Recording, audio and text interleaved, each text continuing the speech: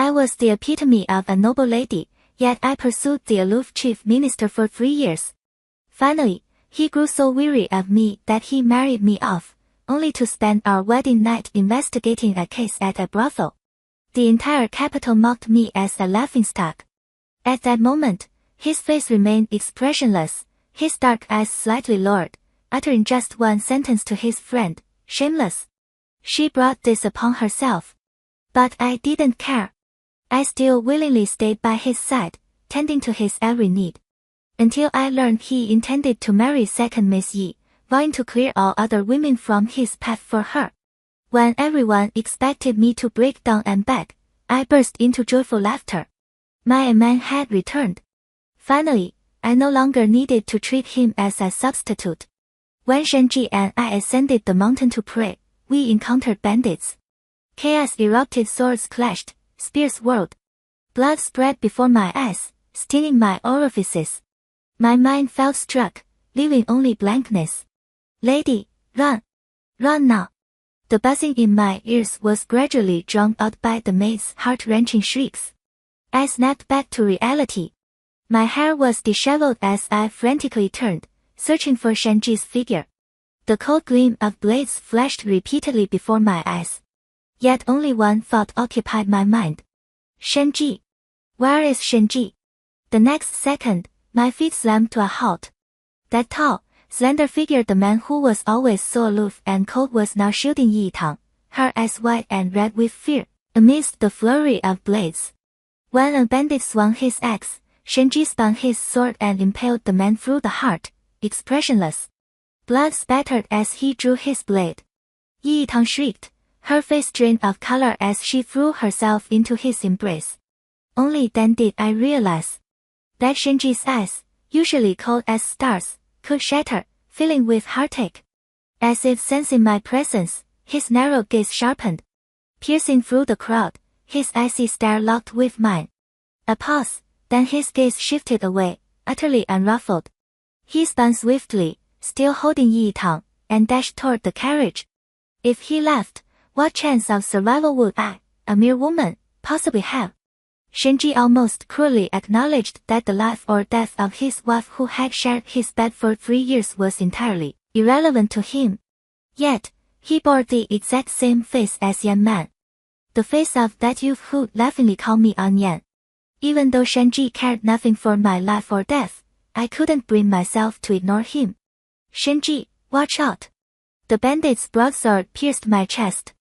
My eyes darted anxiously to Shenji. Seeing he was unharmed, I felt the fatal sting of pain. Yet Shenji didn't even pause his steps. He didn't turn his head, didn't spare me a single glance. A bitter smile twisted my lips. Perhaps he thought I was using some trick to cling to him again. "Sister C got hurt for you," Yi Tang gasped, refusing to move. She insisted stubbornly, "Brother Shen, if you abandon her today to save me, how will people in the capital treat me in the future?" I didn't know how I shielded Shenji from that blade. I only remembered that after hearing her words, he actually turned back. How laughable! A man who valued a woman's reputation so highly could spend his wedding night investigating a brothel. To the city's gossip, he offered only a cold, dismissive "shameless." Serves her right. When he saw my wound, his surprise lasted but a moment. His expression grew complex, then turned to bitter mockery. "Si Jingyan, is this how much you love me? Willing to sacrifice your life for me?" Yet I heard not a word he spoke. Before my consciousness faded, I pressed my fingers against the red mole at the corner of his eye. Ignoring the blood surging into my mouth, I gazed at him with unwavering devotion. "Oh man, look, I've grown into a young woman now. I can protect you." A trusted messenger brought the news. Galloping through several stages, the ashes jostled along the way. Fortunately, there were still 7 days left before his soul would return to his homeland. "Yan Man, I'm coming to see you." Unfortunately, I didn't die. After tossing and turning for several nights, I finally stirred back to consciousness, gazing at Shenji, who slept with a frown, his hand tightly clasping mine. I stared blankly for a long time. Back when the capital was adorned with white horses and light furs, blooming flowers marked Shenji's promotion and inauguration. At that time, the young general's entire family had sacrificed themselves for the nation, finally pacifying the northern frontier. Peace reigned supreme. Women blushed shyly, tossing flowers and fruits from both sides. Yet one glance out the window was all it took. Because Shenji's face was almost identical to Yan Man's, I pursued him relentlessly for 3 years. Don't even get me started on the countless coincidental encounters. Embroidering pouches, baking pastries, gifting hairpins and jade, the list was endless. What truly moved me was when, upon overhearing a casual remark from his friend, he journeyed along 100 miles to retrieve a long-lost, unique manuscript for him. Finally, Shenji, utterly exasperated, sent word through an intermediary, inviting me to meet at a tea house. Just as I was about to speak, Shenji coldly declared, "I will never love you." I was mortified, about to protest. Shenji stared at me, his voice cold and cruel as he continued, "And I never could, never will, and never could love you. Should I ever break this vow, may I suffer agony every single day. Miss C, you'd be better off finding someone else." With that, he rose and left. I watched his retreating figure in silence. Finally, I realized Shenji couldn't possibly be Yan Man, the young general who escaped death only to lose his memory. All my courage crumbled. Yet the moment I heard Shenji had fallen off a cliff while on duty, I lost control, charging into the blizzard-swept mountains. Because of a momentary outburst, I lost Yan Man forever. I couldn't bear to lose him again. Snow wolves roamed in packs, as stretched for miles. We were trapped in a cave for 2 full days and nights. To shield him, my shoulder was torn open by a wolf's bite. I don't know how I managed to find Shenji, then drag him step by step towards survival. I only remember rushing to him the moment I woke. Shenji laughed bitterly in fury, all composure gone. He gripped my chin, his still weak body pressing closer with each step, his expression utterly bewildered. "Did Shenji lure you here? Have I ever spoken kindly to you? Didn't I make it crystal clear that I don't love you, and never could? Then why did you come back? Who are you trying to annoy?" It felt like tearing off a scab, exposing raw, bleeding wounds for all to see. I know every scheming thought, every flutter of desire you harbored. But he didn't care. I understood those words perfectly well. Yet through twists of fate, he was forced to marry me. I felt profound guilt toward him. After our marriage, I could only compensate him doubly, enduring my mother-in-law's cruelty, bearing everyone's ridicule, enduring 3 years of his cold indifference. Still, I devoted myself to every detail, managing the household with utmost diligence, never daring to slack. 2 lives exchanged. This time, the debt should be paid in full. When Shenji awoke, I was still staring blankly at him. His hand instinctively reached for the wound on my chest, then jerked back mid-air, snapping away as if electrocuted. His eyes, cold as a frozen pound, flashed with icy light. "You're alive today only because Tan pleaded for you. Stop deluding yourself with false hopes. And you needn't go to such lengths for me." If you didn't look closely, Shenji and Yan Man looked exactly alike. Except for that tiny red mole beneath his left eye, so distractingly out of place. I chuckled, a song of resignation. If it really were Yan Man, how could he bear to put me in mortal danger, to make me suffer such injustice? All these years of willingly degrading myself, it was only for this face, one I feared might fade from memory. But to me, it was worth every moment. But now, I only ask one thing of you. Shenji's face grew colder by the second. So you intend to play the same old game again, using kindness to gain advantage? Yi Tang is the second young miss of the Prime Minister's household. Her family background surpasses yours 100-fold. By both reason and sentiment, I should choose her. You clung to me relentlessly, becoming the mistress of the Shen household for 3 years. That should suffice. If you truly care for me, I'll send you to a residence and ensure your future. Shenji, let's divorce. My weak, calm voice overlapped with his increasingly icy tone. Shenji suddenly fell silent, his expression stiffening as his hand tightened sharply.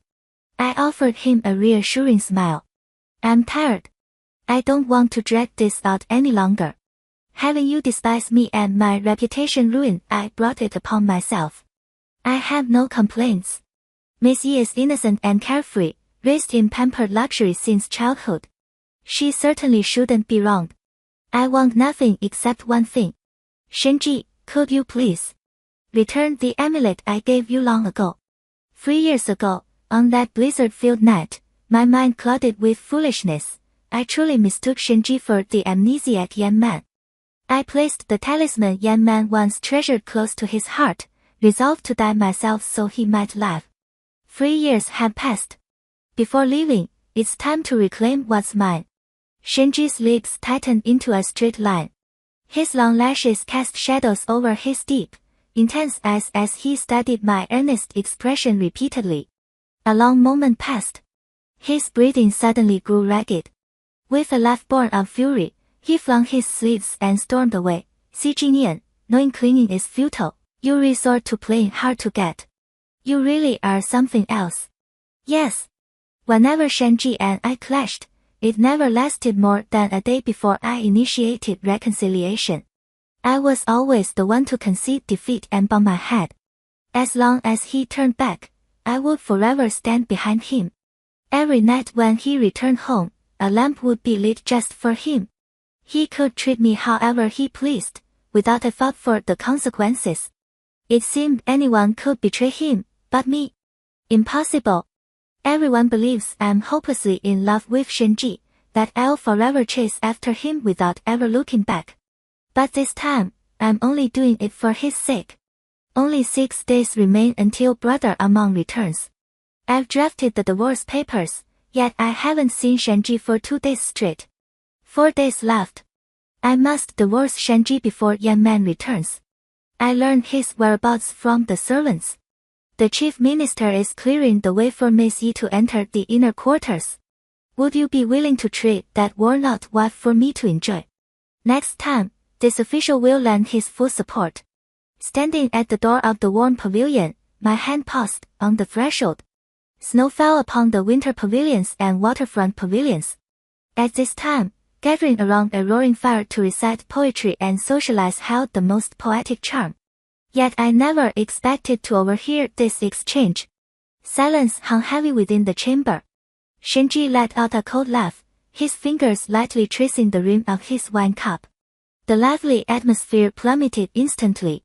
The official who had spoken earlier was now drenched in sweat. Does the Minister of Personnel wish to enjoy himself with his head still attached? Shenji's mocking voice suddenly echoed from inside. My breathing steadied slightly. Shenji. Defending me. Lost in thought, I suddenly felt a snowball slam hard into my back. Caught off guard, the impact knocked me forward half a step.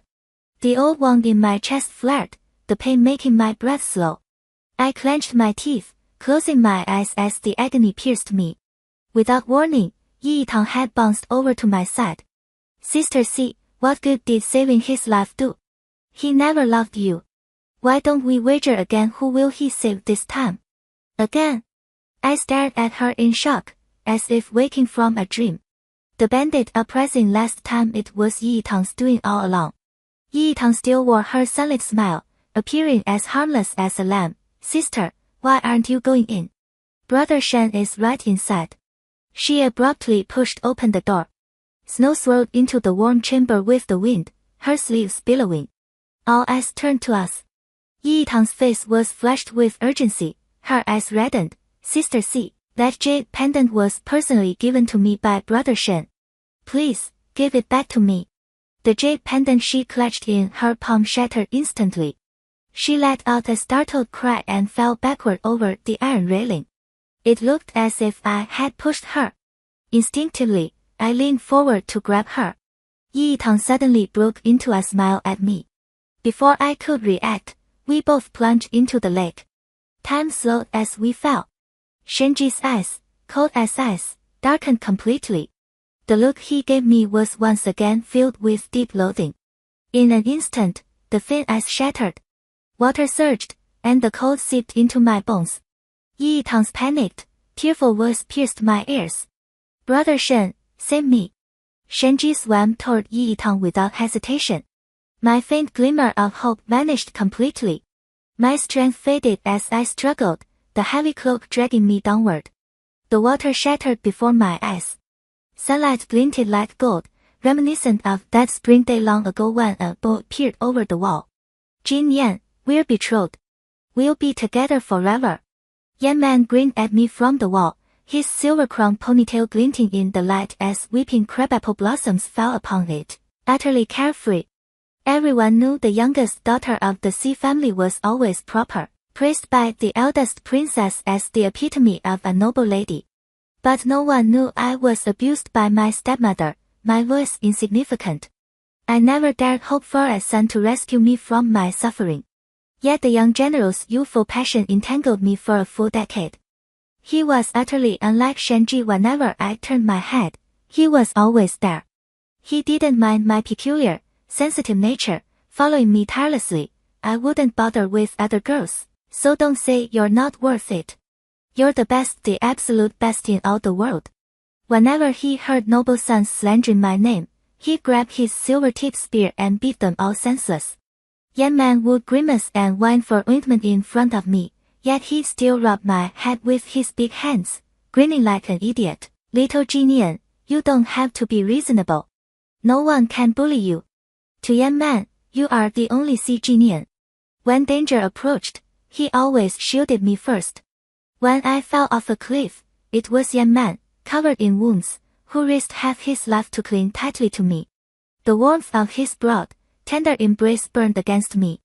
Hidden within his arms, I closed my eyes and held him tighter and tighter.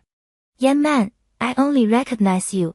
The Yan family had generations of loyal service, so when foreign enemies attacked, every member of the household willingly faced death. The day before leaving, Yan Man pleaded with me, his voice full of sorrow. Jin Yan, it was my fault for losing the sachets you embroidered the other day. I'll compensate you with this Hetian jade pendant. Please don't ignore me anymore, okay? I don't know why I flew into a rage then, shutting myself away and refusing to see him. Why did my stubbornness have to strike at that very moment? The battlefield shifted suddenly, and Yan Man was summoned to duty in the dead of night. He only had time to have a servant bring me an amulet, along with a message, may this amulet protect you in the capital. Take care of yourself. Wait for me to return and marry you. My word is my bond, one will never break it. The next second, the radiant youth mounted his warhorse and began to blur into a faint afterimage. I remember it clearly. That day, I stubbornly refused to go to the city wall to see him off. Don't. I struggled, reaching out to grab him. But a vortex formed beneath my feet, countless hands reaching up from below, trying to drag me down. The instant my hand touched him, it shattered into fragments of light. The figure before me twisted and vanished. Yan Man! I snapped my bloodshot eyes wide open. Clutched tightly in my hand was Shenji's hand. Shenji lowered his gaze, his brow and eyes cold and distant. Startled, I tried to pull my hand away, but he tightened his grip. Shenji seemed to pause for a moment, then expressionlessly shook my hand off. Truly, evil lives 1,000 years. Your thoughts are wicked. Today, you shall copy 10 copies of Buddhist scriptures to atone for your sins. Shenji saved Yi Yitang first, then saved me. Seeing my wound reopen, blood staining my entire shoulder, he hurriedly carried me back to the mansion. He's been by my bedside watching over me ever since. All this, I learned from the maids. As I buried my head in copying sutras, she kept chattering, the chief minister is cold-faced but warm-hearted.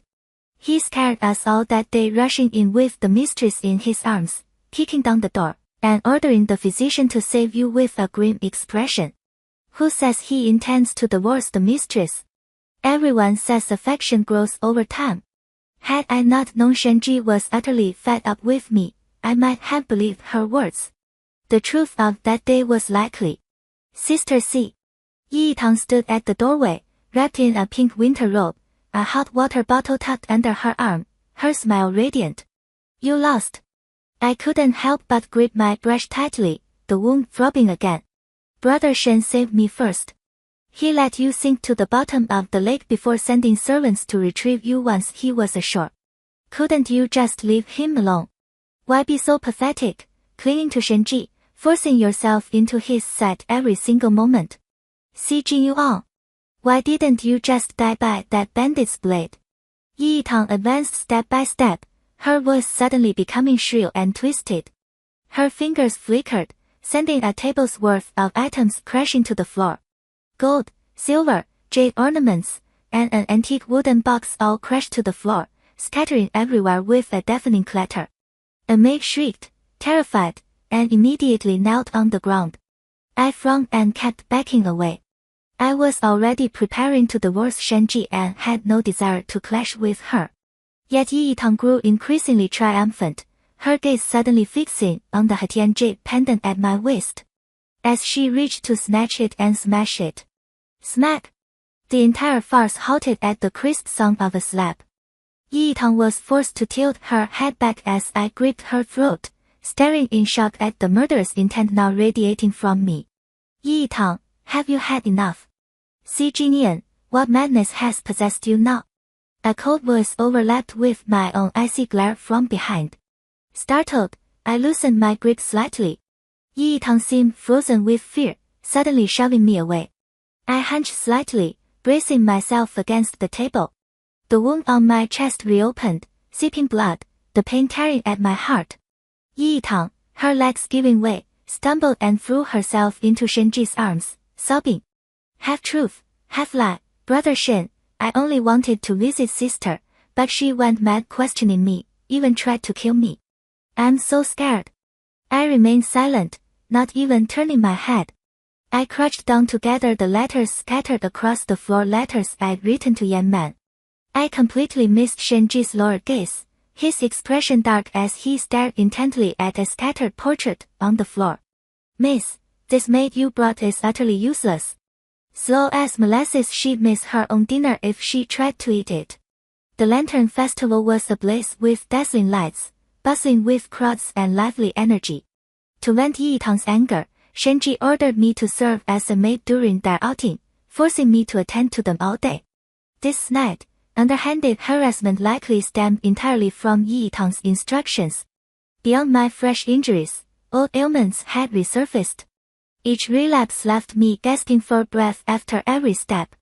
Add to that the arms full of Yi Yitang's purchases, each step was a struggle, making me look utterly miserable. Gritting my teeth, I glanced at Shenji.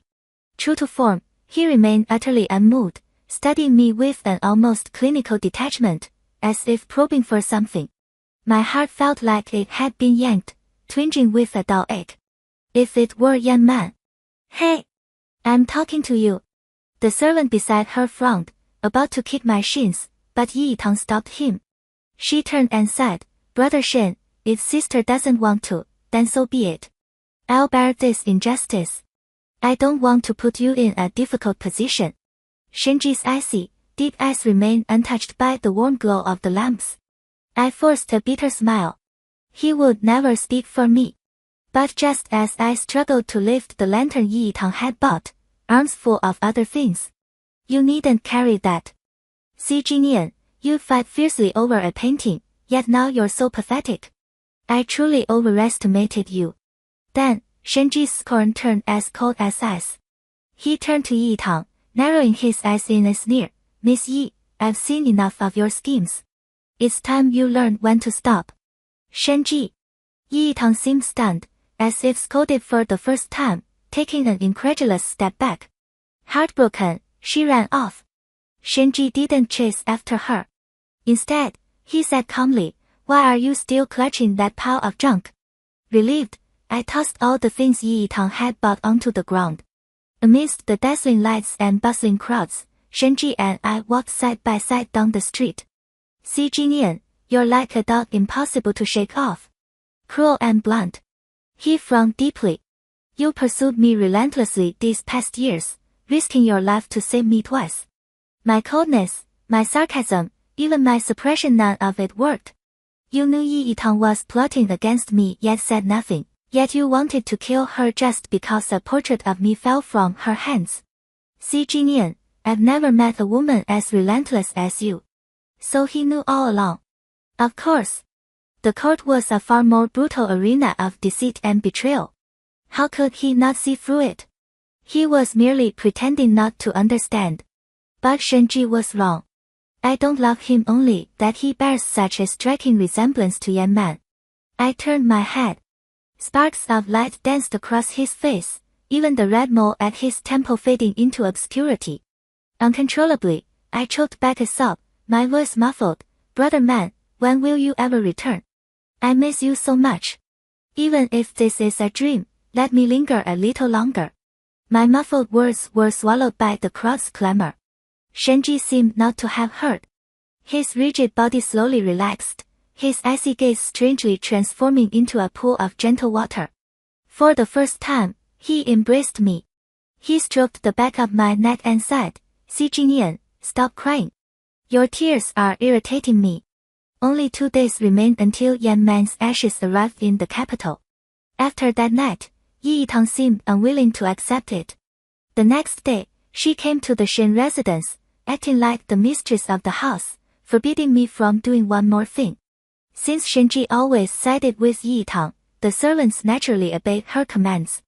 After 3 years as Lady Shen, I held less sway than a single word from Yi Yitang. I felt a strange sense of relief. I set aside buying the Baihao Yinshen tea Shenji had finished this morning. I stopped preparing the calming incense for my mother-in-law's quarters. I ceased arranging accommodations for new servants. I only waited for Shenji to return and demand his amulet back, then relinquished the position of Madame Shen to another. Driven by stubborn pride, Yi Yitang uprooted the weeping crabapple trees I'd planted in the courtyard and burned the rare book I'd found for Shenji. The servants cautiously reminded her, "Madam, you are still the mistress of the Shen household. All matters, big and small, must still be handed over to her." She laughed calmly. "If Si Jinian can handle it, why can't I? There's no need for her to meddle." But Yi Yitang had always been a pampered young miss. She might have some understanding of managing household affairs, yet she knew nothing of the specific details within the Shen residence. Moreover, she was also preoccupied with making things difficult for me. By the end of the day, the Shen residence was thrown into utter chaos. And Shenji happened to be away on official business. The maids and servants were gloomy today, seeking me out dozens of times. "Madam, the guest registry is missing. Madam, the chief minister's treasured paperweight was mistakenly sent away by second Miss Yi. Madam, the old madam's calming incense was tampered with by second Miss Yi, now it's a stimulant." I paid no heed, sitting by the window, carefully drafting the divorce papers. Only once did I reply, "Since she came, she'll find a way to fix it." This farce concluded with Yi Yitang stomping away in fury, tears streaming down her face. Before leaving, she hurled Shenji's scarlet wedding gown at me. "Si Jinian, you'll pay. Don't get too cocky." The gown, torn to shreds with countless slashes, lay in tatters. Clutching the tattered gown, I looked up in a daze and realized, the weeping crabapple tree in the courtyard was gone, the swing I'd built with my own hands was gone, even the pair of white rabbits beside the red bricks and tiles had been turned into a dish. What Yi Yitang had inadvertently destroyed were the traces I'd deliberately crafted to make Yan Man seem still present. I felt a strange, absurd humor. With her meddling, I felt no lingering attachment to either the person or the place. A single candle flickered in the night. I waited only for my divorce from Shenji. But he hadn't returned by midnight. I could only sketch portraits of Yan Man to stay awake. I should have been used to it by now. Countless nights, I'd waited for Shenji like this. As if holding on to hope, Yan Man would reach out as usual with a vibrant sea plum blossom, revealing a youthful, spirited smile from behind. But this final day, every second felt like being roasted over a fire. I was impatient. In my daze, a sudden gust of wind swept through the window lattice, lifting the portrait. The damp, sticky air swiftly blurred the ink. Black and white abruptly transformed into color. A chill swept over me as someone embraced me from behind, fingers lightly pressing against my nape, breath steaming against my ear. His fingertips brushed the wedding robe resting on the table, tracing the lower right corner of the portrait's eye before pausing. There was no red mole there. The dream figure sighed softly, then spoke in a sudden, cold voice. "CG Nian, why must you love me so?" He assumed I'd simply been careless, missing a stroke. Shenji's slender fingers picked up the brush, adding a dot to the corner of the eye without permission. The blurred face in the dream finally tore apart before my eyes, slowly becoming clear. I opened my eyes and silently stared at that dot of vermilion, saying nothing. Shenji's eyelashes fluttered as he straightened up, his expression still cold and impassive. "Today, you can drive Yitang out. There's no need to tolerate her causing trouble in the mansion. After all this time, you truly haven't a shred of backbone. From now on." I looked up at him and declared decisively, "Shenji, let us divorce." Shenji's eyes darkened. He stared at me motionless, his lips pressed tightly together. His brow furrowed as he snapped impatiently, "CG Nian, I told you to play hard to get. It's not about playing hard to get." The divorce petition lay stark and clear before his eyes. My hands clenched so tightly my knuckles whitened. "You never liked me. All these years of resenting and despising me, it's time for closure. If you wish to marry Miss Yi, I'm willing to step aside." He sneered coldly. "Why such generosity? Suffering all this humiliation just to make way for me?" "It's not humiliation," I murmured. "Shenji, you're wrong." "I've never felt wronged." I tilted my head to cover the red dot Shenji had painted on my forehead, my gaze intensely tender in the candlelight. What could be said, what couldn't be said at this point, I no longer cared.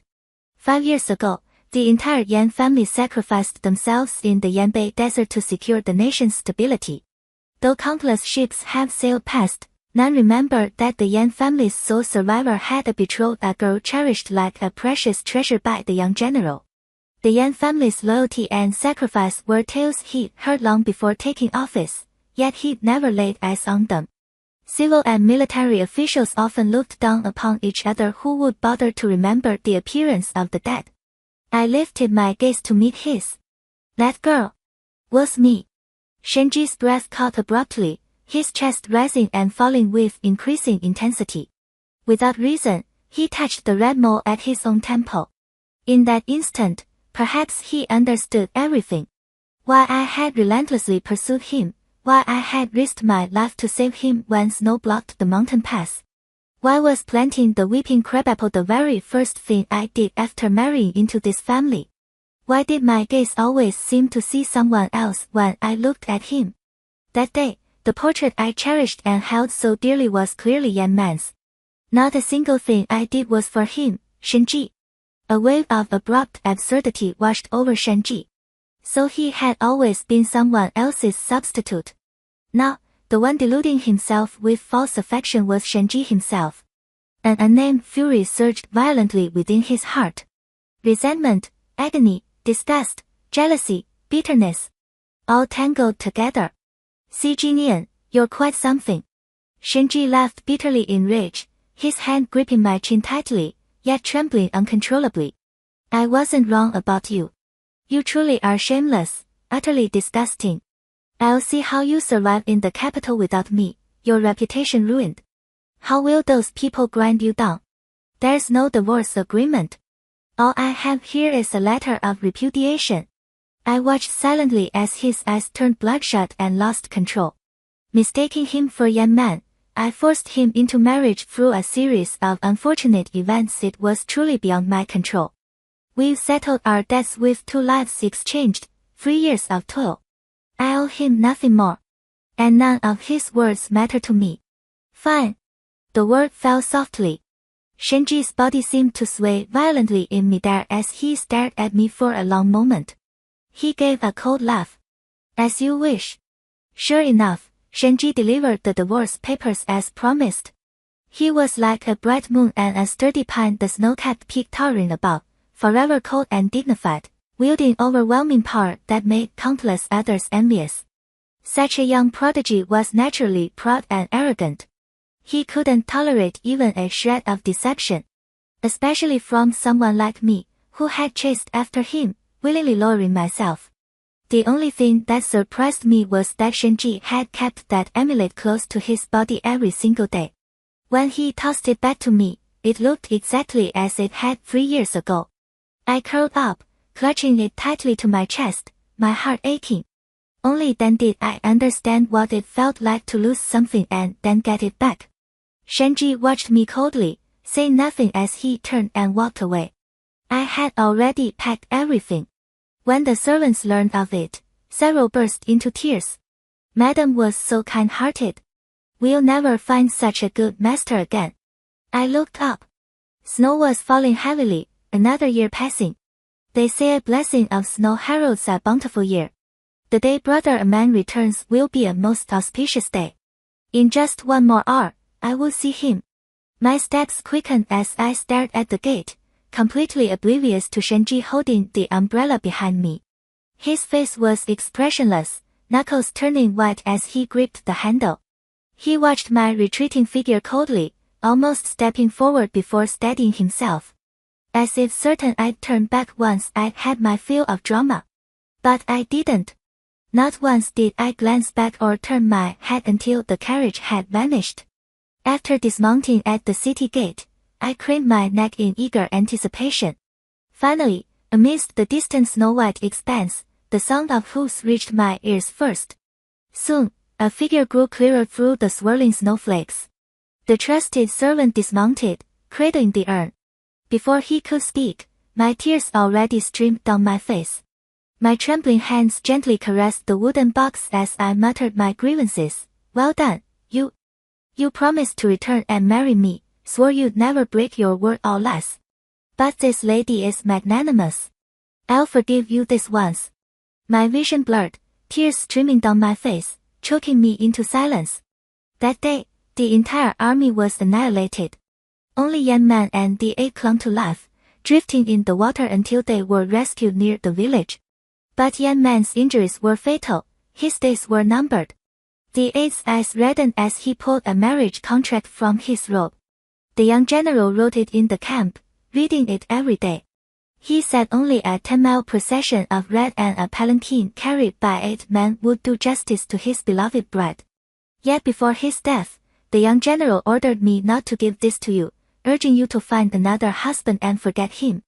But after 5 years of torment, I still must deliver these 2 things personally to the one he cherished most. I held out the wooden box along with the letter. I clutched the wooden box tightly, my chest tearing with pain so intense I could only curl slightly, struggling even to breathe. Yan Man, Yan Man. I called his name over and over, my mind drifting. But the world around me was empty and silent, only heavy snow falling. No one answered me. Shenji sat inside the carriage, listening quietly as Si Jinyuan wailed as if she were trying to vomit her heart out. The sound made his own chest ache. He carefully recalled their 3 years together. Had Si Jinyuan ever cried for him like this? Never. But the thought of delving deeper filled him with terror. Shenji didn't want to hear anymore. His voice was heavy as he ordered, return to the mansion. Whether it was those sweet memories or Si Jinyuan's professed deep affection if he listened any longer, he feared he might lose control and rush down to bind her back himself. Shenji had always despised Si Jinyuan.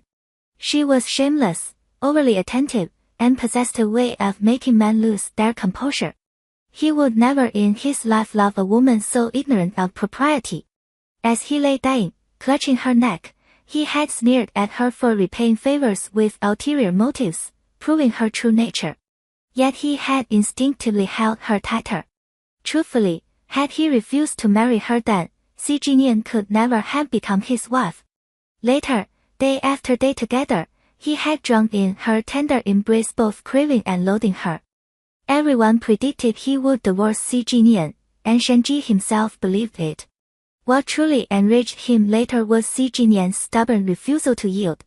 When he finally learned the truth, he found it laughable Si Jinyuan had dared to use him as a substitute.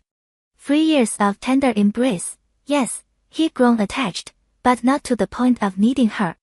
He believed a divorce decree would make her back down, but it didn't.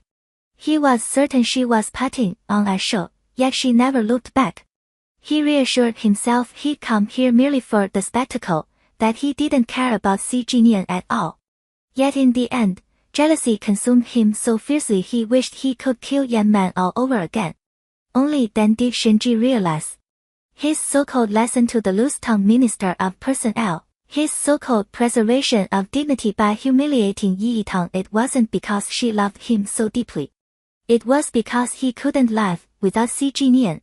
He prided himself on his pride, yet the moment he learned she was a substitute, panic seized him.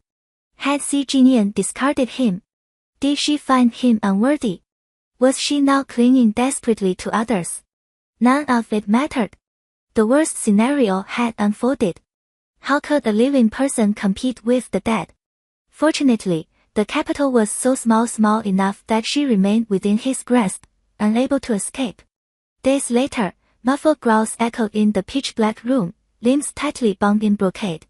I watched Shenji carve at the crimson birthmark with a dagger, spilling a pool of vivid red. He lowered his solemn gaze, his voice deep and hoarse. Jinian, do I resemble him more now? What kind of personality does he have? What does he like? Teach me, and I'll learn it all, okay? I just stared at him in bewilderment. He was the one who despised me, yet he was also the one who imprisoned me, willing to be my substitute. Shenji, always so proud and aloof, what was he doing now? The light in Shenji's eyes dimmed instantly, his body stiffening. Still not enough. He pulled me tightly into his embrace from behind, resting his chin on my shoulder, speaking to himself. Jinian, you're truly hateful. You were the one who provoked me first, yet now you want nothing to do with me. The moon, high in the sky, finally lowered its gaze, its hatred plain to see. Since you deceived me for 3 years, why not deceive me to the end? Si Jinian, you are the most heartless of all.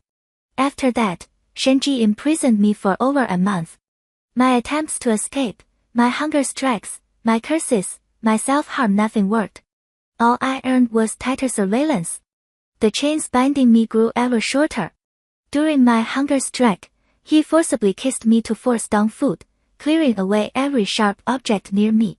Cursing him was utterly useless. Shenji obsessively gathered information about Yan Man, impersonating him before my eyes. He seemed determined to live out his days with me like this. Shenji stood before me, tracing my eyebrows as he always did. His breath grew heavy, scorching me like fire. Overwhelmed by nausea, I turned my head away. Shenji tensed, burying his face in the crook of my neck. Warm liquid trickled down. He couldn't suppress a bitter smile, yet still mimicked Yan Man's tone. Jinian, shall I make up for your wedding banquet? A procession of red, an 8-man palanquin. It sounded like a plea. I watched him silently. Shenji's face turned ashen white. Before I could speak, his trembling fingers pressed against my lips. Si Jinian, don't say it. Please, don't say it. What I never could have imagined was that Yi Yitang would be the one to rescue me in the end. After Shenji forcibly dressed me in the wedding gown and went out to greet the guests, he inadvertently gave Yi Yitang an opening. She hurriedly undid the chains binding me and led me to a carriage. Her throat tight with tension, she urged, I'll send you away. The farther you go, the better. Don't ever come back. Don't touch me. I swiftly shook off her hand and pulled away. Yi Yitang froze for a moment, then laughed in resignation. Si Jinian, I truly hate you. You clung to him for 3 years, spending every day by his side. But I never truly wanted to harm you. I orchestrated the bandit uprising, yet planned your safety afterward. When you fell into the water, I had someone ready to rescue you. Mother taught me that loving someone means using any means necessary. You should understand me. In a way, Yi Yitang truly belonged to the same category as Shenji. This was something I found difficult to comprehend. I replied calmly, I won't leave. This is where I lived with Yan Man for 10 years. I won't leave. Yi Yitang frowned tightly and sneered. Si Jinian, I thought you truly loved Yan Man. Now it seems it's nothing special. You wouldn't still be clinging to Brother Shen. Yi Yitang was wrong.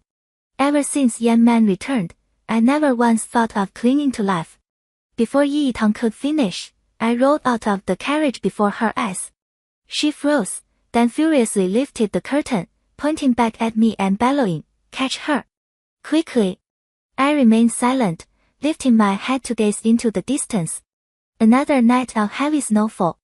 The moon was hidden, blanketed by a sea of silver, pure and white as far as the eye could see. Clutching my crimson wedding gown, I charged straight toward the city gate amidst the snowy expanse. At the same time, Shenji discovered the room empty and flew into a rage searching for me. Shenji had underestimated me. He actually believed I still wanted to live, that I'd care about his so-called threats. I had once thought Yan Man merely suffered amnesia, clinging to the hope he wasn't truly dead. That sliver of hope had kept me alive until now. See Jinian. Stop! Horse hooves clattered urgently behind me, someone's desperate cries echoing my name. The biting wind whipped past my ears, but my gaze remained unwavering. Step by step, I climbed the tower, my pace growing faster with each ascent. The crimson sleeves of my gown billowed wildly. Never had I felt more free than in that moment. My voice sweet, I murmured with a smile, "Yan Man, I've written you so many letters. I'll read them to you one by one when the time comes. While you were gone, I even learned needlework. This time, you won't be able to say my embroidered sachets don't look like mandarin ducks. I couldn't bring your favorite pastries, but consider it at that I owe you so much already, you can't complain." Snow and wind swirled, shrouding the city gates in mist. The 10-meter ramparts felt like yesterday when I defied convention, climbing a 3-meter tree. Yan Man teased me, head tilted back, "Call me brother man, and I'll rescue you." My face flushed crimson as I feigned anger. "Yan Man." His eyes crinkled in a pleading smile. "Give Jin Yuan, trust me. Just jump down." The wind and snow intensified. I closed my eyes briefly, stepped onto the wall, and flashed a smile brimming with happiness. "Brother Amon, I'm here to marry you." The next instant, a crimson butterfly plummeted from the ramparts, scattering snowflakes high into the air. All sound around me receded like a tide. I didn't hear Shenji's eyes bulging in agony, his heart-wrenching cries. Nor did I hear Yi Tang's desperate wail of Brother Shen. Silence descended. Shao Jinian. Don't be afraid. Open your eyes, this young master will catch you. Early warblers startled into flight. Spring shone brightly, such splendid scenery. I landed squarely in Yan Man's warm embrace. From that day onward, we shared years of mutual trust. Our silk letters could be entrusted. The end.